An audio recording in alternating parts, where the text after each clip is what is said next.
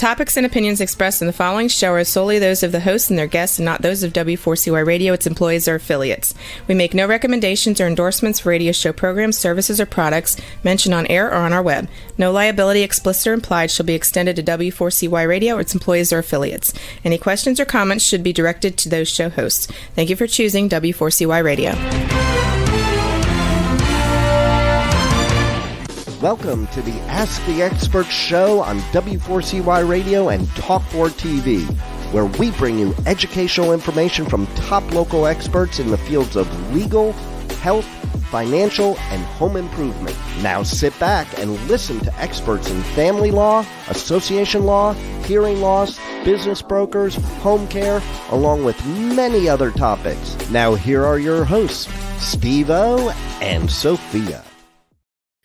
Good morning. Welcome to another Ask the Expert show where we bring you the top experts in the field of legal, health, financial, and home improvement. Today's show is we are modulating to the entire United States. We normally just do it through Atlanta and Georgia, but this show is going to be covered in all of our markets. I must say that our next guest, our expert, has become my favorite show to do, and that's about doing 60 shows a week. I love doing this show, and it's mainly because I have so much respect for Dr. Eldra Taylor of the Taylor Medical Group. We have, over the years, we have learned so much about functional medicine, and I consider Dr. Taylor one of the top doctors in the United States. And what's so great about it is you can contact Dr. Taylor's office from anywhere in the United States. Let me welcome him now. Good morning, Dr. Taylor. Hello. Good morning, Steve. How are you doing? You know what, Dr. Taylor, first of all, I love your story. I think it's an incredible story for an incredible doctor. Let's start off. Tell people about your practice and how you got to going from a OBGYN doctor to functional medicine.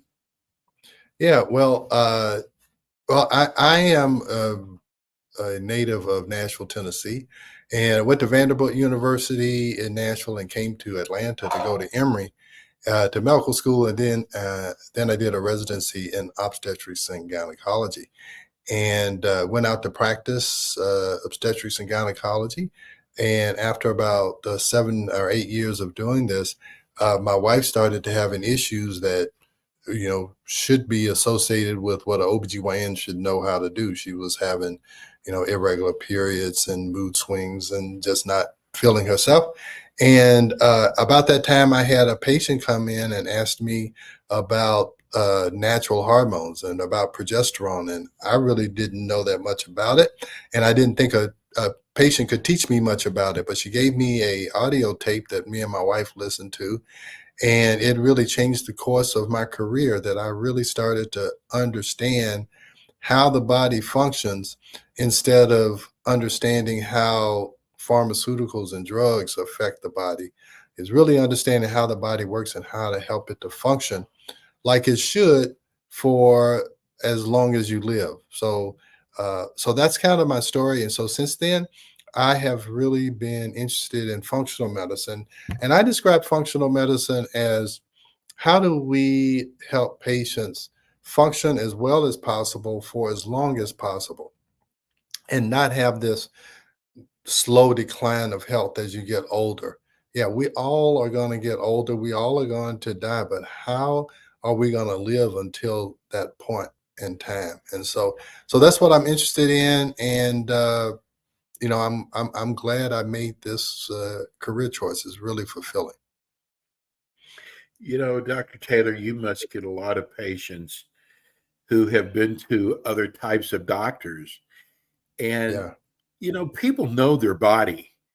And sometimes they know it better than even a doctor. And they know that there's something wrong. And I bet you get a lot of patients going, doctors tell me it's all my head or it's something. And it's amazing about how your practice works. Yeah, that's our best patient. I like patients who have been to all these other doctors, and all the other doctors tell them, "Hey, you're not sick. You don't have a disease. I don't know what's wrong with you." And the doctors are correct. They don't have a disease. And uh, in order to meet the criteria for a disease, you have to have these certain lab values. You have to these certain indicators on certain MRIs or whatever. And so you have to enter the disease state because that's what we've been taught. We've been taught how to diagnose and how to treat diseases. So if you don't have a disease, it's hard for us to diagnose it and it's hard for us to treat it. But if you have some dysfunction, and so that's what the patient is saying. The patient said, I know I'm not well. I know I'm not functioning like I used to, and something is wrong. The patient is 100% right. They're not functioning well. The doctor is saying, hey, but you don't have a disease. And the doctor is exactly right too. And so now you have this confrontation between the doc and the patient. They're both arguing. They both are exactly right. You don't have a disease and you are not functioning well. But the problem is, we're not taught how to diagnose dysfunction. We're just taught how to diagnose disease. So if the patient is coming to me, they're saying, I have no disease. So I'm saying, fine, then I will look at how you're functioning. And so we do different types of tests and we do different types of treatment when you're just not functioning well than if you have a true disease. If you have a disease, you need to go to a disease doctor and a disease hospital. But if you have a dysfunction, you need to go to a functional medicine doc and learn how you can function better at home and at work and with your family. And that's what functional medicine is all about. Well, you taught me about functional medicine. There's very few doctors that I have 100% would recommend them. I usually stay away from that. But after doing our show for several years, I actually turned my fiance on to Dr. Taylor. And I guarantee you, I'm going to tell you what she went through. And I'm sure there's going to be people out there who are shaking their head going, that's what I have. She could not sleep. She was always tired. And not one of the doctors that she went to ever measured her hormone levels. Dr. Taylor was the first person that said, let's get her. And, I got to remember, we're here in Florida. Dr. Taylor's in Georgia. So that's what's so good about telemedicine, Dr. Taylor, that you can, as long as you can get their blood work back and be able to do labs. But you found out why she was always so tired, and it was a lack of one of her major hormones. Yeah, it's cortisol, and yes, yeah, and so everybody knows. You'll go to the doctor and they don't find anything, so it's just stress. It's nothing to worry about. It's just stress. There's no such thing as just stress. Everybody knows that stress can kill a person. You can be under so much stress, you can die. People have heart attacks when they're under stress. So it's not about just stress. And so we kind of poo-poo it and say, oh, it's just stress. But stress is very important. But there's a saying I used to use when I used to go out and speak, is that it's hard to manage something that you can't measure. Okay, so people say, "Oh, you need to manage your stress." Well, what is stress doing to me? How am I supposed to manage it? Well, the way you test for cortisol and manage it is you do saliva testing. And what happens is with cortisol, when you're under a lot of stress for a long time, your cortisol goes down because cortisol mobilizes glucose, so you have the energy to get through the stress. But you can only do that for so long. And after a while, this daily cortisol output goes down. And so you're tired all day. But the problem is that the cortisol like levels off. It's kind of the same all the time. So you're too tired in the daytime to get much done, but you're too wound up at night to really go to sleep. And if you don't sleep, there's no way you're going to get enough energy for the next day. So it gets worse and worse and worse and worse. So you have to fix the sleep. And then you have to try and help the adrenal gland recover and make more cortisol. And that'd be a whole nother 30-minute show. But yes, cortisol testing is very important. my wife and I rewrote 2 books. We wrote one book called Are Your Hormones Making You Sick? That's looking primarily at sex hormones like estrogen, progesterone, and testosterone. And then the second book was The Stress Connection, because we began to understand how stress affected the balance of those sex hormones. And not only does it affect the balance of sex hormones, it affects the balance in your gut. It affects the balance of neurotransmitters in your brain. It affects how your heart works. It affects how your immune system works. So that stress connection, so that's so important. So you need to manage, and you need to measure and manage that. And that's probably the most important thing that we do, because we see so many people who have these functional issues, and a lot of it, and there's actually a study that says 70 to 90% of all visits to primary care physicians are for stress-related complaints or disorders. So you have up to 90% of your patients are coming in because it's connected somewhat to stress. And I'm going to tell you, we've been doing this for like 10 years, and I believe that 100% is that most of the patients come in, we do cortisol testing on them. And I would tell you 75 to 90%, especially in women, there's something going on with their cortisol. Well, that was definitely our problem because, and she had gone to 2 or 3 different doctors. Yeah. And stress also has a lot to do with weight too, doesn't it, Dr. Taylor?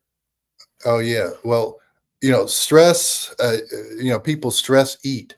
Why do you do that? Because well, what happens? I told you that cortisol should go up when you're under stress, but if you've been like that for too long, if you've been under stress for too long, it begins to decline. So when people still need that same amount of energy, a lot of times they will stress eat, and they stress eat carbohydrates, because carbohydrates gives the body quick energy to try and get through the day when their cortisol is not doing it for them. And then also, as you gain weight causes inflammation, and inflammation is a stressor. So yeah, everything is interconnected. And I'll tell you, if you don't fix one main thing, cortisol or hormones, then as time goes on, it begins to affect other things. Now you're overweight. Now your cholesterol's up. Now you're insulin resistant. So if you don't fix core problems, then they begin to explode and go into other areas.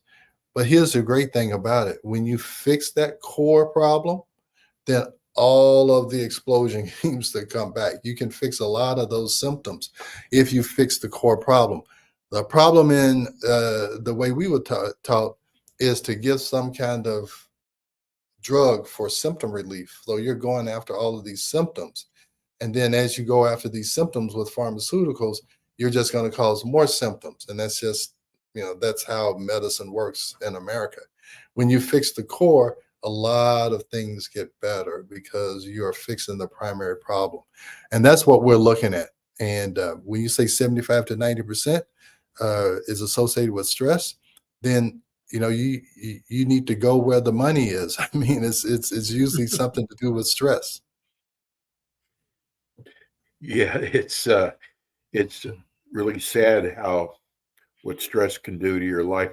We're going to be talking about ED today and peptides, but I want to get one thing, because Dr. Taylor offers we're now calling it the skinny injection. And I just want to tell everybody, it really and truly works. I've been on it for 3 months now, and I could talk on it for hours. It's the first thing, Dr. Taylor, is, I guess I saw Oprah Winfrey talking about how she's no longer going to be on Weight Watchers.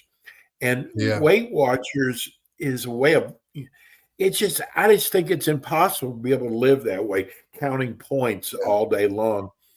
And this injection is just, and I hate shots, Dr. Taylor. I've told you on it. And a lot of times I have gone to give myself this injection in my stomach, and I have to look down because I don't even feel it at all. I have to make sure that I've injected myself. But it really works, and I know people have heard about side effects. And the only thing I've experienced once in a while, a little, and I mean very little bit of nausea, and it goes Yeah. away. And that's Yeah. it. Yeah. The what I tell patients is, look, hey, look, all I need you to do is do this shot once a week.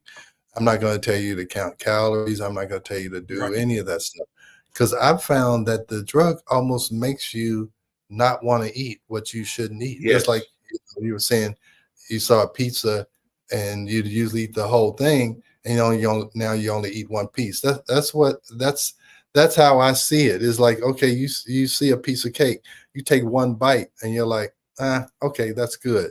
Yeah, so that's how I've seen it, is that you don't, because if you tell them to follow this strict diet and do this and do that, they automatically say, oh, I've heard this story before. If I tell them take the shot, I'm not going to give you any other instructions. We'll talk about it as we go along, how to maneuver. That seems to go over well, and it seems to work. It's something that this medication does to your brain to make you Yes. not eat the things that you know you shouldn't eat. And I'm not quite sure how it does it, but it does it. Yes. Yeah. Exactly. Um, Mhm. I've heard that it's becoming hard to get now. Is that true? Supply? Yeah. Yeah. The supply is hard to get the brand name, but when the supply is down like that, compounding pharmacies are able to compound it. And you got to understand, it's a peptide. It's just a chain of amino acids. So it's nothing really proprietary. What was proprietary is how they had that injection gun. But yeah, you can get it from compounding pharmacies, and that's where we get it from.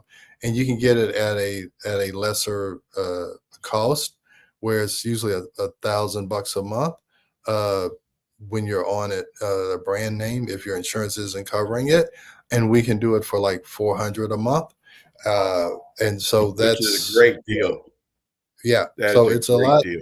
less expensive if you get it from a compounding pharmacy, and again, as long as the supply is limited, and the other thing that's happening is some people had an elevated hemoglobin A1C, which is a pre-diabetic lab, and so the insurance companies would cover it with the Ozempic as long as the hemoglobin A1C was elevated. So, but then the insurance companies, in order to continue it, they said, okay, you got to repeat your labs. Well, the medication lowers your hemoglobin A1C. So it did what it was supposed to do. They send in those labs and they say, okay, we're not going to pay for the Ozempic anymore because now your hemoglobin A1C is down. That's the Right. craziness of disease medicine, is that, okay, you took the medicine, we said you had a pre-diabetic condition, it went down. Okay, now it's down, you don't have the disease anymore. We're going to take you off of it until your hemoglobin A1C goes back up, then we'll pay for it, then we'll go. Instead of just allowing them to stay on it, so then they don't have to keep doing this yo-yo stuff. So anyway, so we see patients who were on it, lost the weight, and then the insurance company stopped paying, and so we're another resource for them also. And so once they lose the weight, we try and figure out a good maintenance program for them, whether it's taking the shots less often. Some people don't even, once they've lost the weight, they've changed their lifestyle so much they don't need the drug anymore. Right. So to say that you're going to be on it for the rest of your life is not necessarily true. But yeah, it's a game changer, and there's so many chronic diseases that are associated with weight, is that the few little side effects that somebody has does not outweigh the benefits that losing weight will do for our society, because we are an obese society, obese culture. Everything tries to steer us toward being unhealthy that you see on TV. So uh yeah, so that's my viewpoint on this medication. It's important. Yeah. Now, what is your delivery system? Is yours an injection also? Yeah, what we do instead of that, the injection gun you get, uh patients come in once a month, and we give them a month's worth of injections. So we give them 4 injections that are already pre-filled. That the Right. initial visit, we teach them how to do it, and they do it. So then every month they come in, and then we do what we call a bioimpedance analysis, or it's a body composition analysis. The one thing that you have to be concerned about is that you don't want the patient to lose muscle. You want them to lose fat. You don't want them to lose muscle. So every month we're looking at their body composition. And if they start to lose muscle, we're going to tell them to increase their protein, increase their weight bearing exercise, because losing muscle is not good weight loss. Losing fat, losing excess fluid is. So then that next month we double that dose. So we double that dose every month for the first 4 months until they get to that highest dose. And some people get to a certain dose, they're losing weight, they go one dose higher, they start to have a little nausea, and we'll pull them back to another dose. But so we are managing them that whole first 6 months. And then after that, we try either, if they want to lose more weight, we continue, but a lot of them have reached their goal in 6 to 8 months. Then we try and figure out a maintenance plan for them, what'll work to help them keep the weight off. Does your maintenance plan, because I've heard some people now, instead of doing it weekly, they're now doing it 1 injection a month as a maintenance. Do you agree with that? Oh, yeah. Yeah. And some people do it once a month. Some people take half the dose every 2 weeks. Some people say, hey, look, the only reason why I gained this weight because I had a broken leg and I gained, 20 pounds. I'm usually really active. If I can lose this 20 pounds, I'll go back to doing and so those people lose the weight, and then they go and do what they were doing to keep the weight off before, and they don't need it at all. So everybody's different. And I would say probably 25% just get off of it. Another 25% continue to take it every week. Another one every 2 weeks, 3 weeks, 4 weeks. So yeah, everybody's different. And so we kind of help figure out what works best for them. And also a lot of times they gain the weight because their hormones were out of balance. So now they've lost the weight, their hormones are in balance, and it's a lot easier for them to control their weight. How much of it, and we had planned to talk about ED today and peptides, and I apologize. It's just we are inundated by callers, viewers wanting to know about this injection.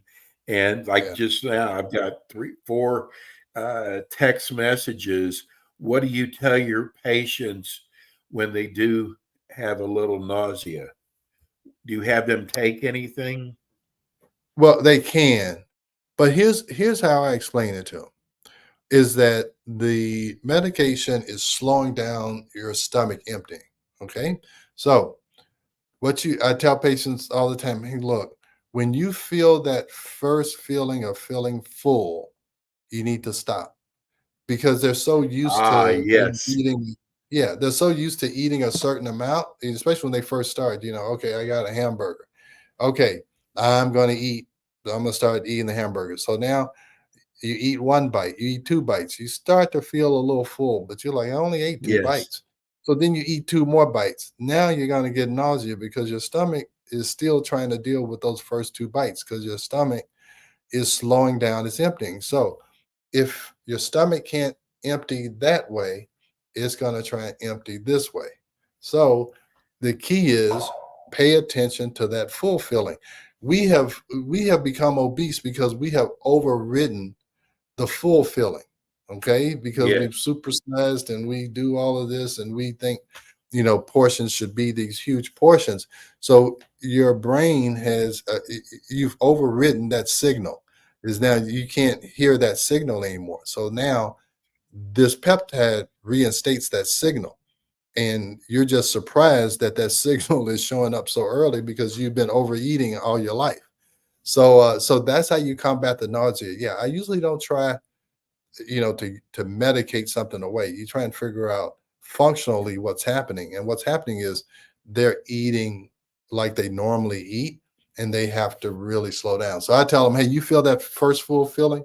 Go wash the car, go do something for an hour or so. Let your stomach empty. Then you can come back and eat 2 more bites. So it may take you 3 hours to eat something that you usually ate in 30 minutes or 3 minutes. So that's the difference. Well, I got to tell you, I've taken so many supplements that were suppressants, food suppressants.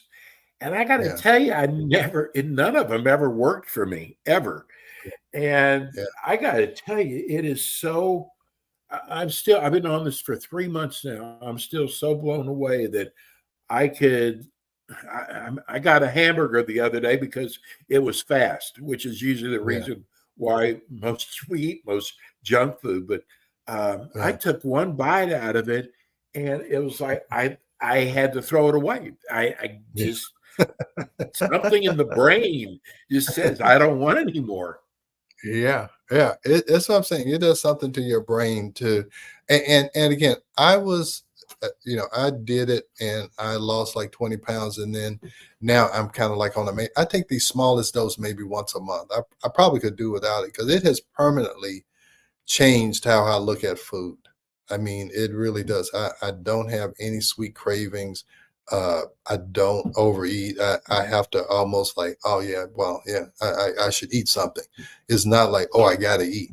So it permanently changes, your relationship with food, and that's the problem with our culture. Most things, Mother's Day is gonna come up. What do? You go to a brunch and you overeat. Yeah. 4th of July, Memorial Day, what we're gonna do? We're gonna go and eat too much barbecue and too much potato salad or whatever. Every Sunday, what do? We go to brunch, we overeat, we drink. I mean, everything. Our whole culture revolves around eating, and we eat too often and we eat too much. And this peptide is kind of introducing ourselves to how we really should. How we really should consume food and consume nutrition. And it's not about, overeating. It's about eating what is necessary. Now, if you break your leg, don't call Dr. Taylor. Don't call me. But yeah. Let's tell people how they can reach you, Dr. Taylor. Yeah. Well, my website is taylormedicalgroup.net, taylormedicalgroup.net, and our email is info@taylormedicalgroup.net. You can call us at 678-443-4000, 678-443-4000. So those are 2 ways you can reach me, and we'd be happy to help you in any way we can.